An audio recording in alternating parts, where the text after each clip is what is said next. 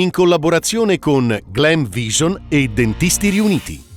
Levico Terme, l'ex candidato sindaco Tommaso Ackler agli arresti domiciliari per maltrattamenti.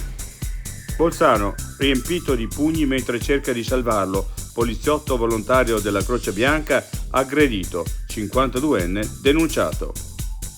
Comunali di Trento, il centrodestra prende ancora tempo e parla di compattezza in attesa di un candidato sindaco e Fratelli d'Italia va alla guida della coalizione. Dana, storia di un'eccellenza trentina in bilico, guarda della FIOM, azienda in vendita e rischio delocalizzazione, siamo preoccupati, il Trentino ha perso attrattività e coraggio.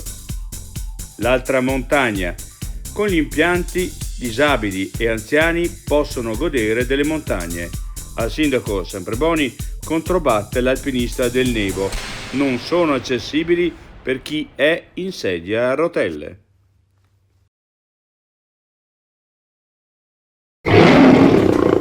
Vuoi denti da leone? Dentisti Riuniti, Rovereto, Cles, Mezzo Lombardo, Levico Terme. Chiamaci.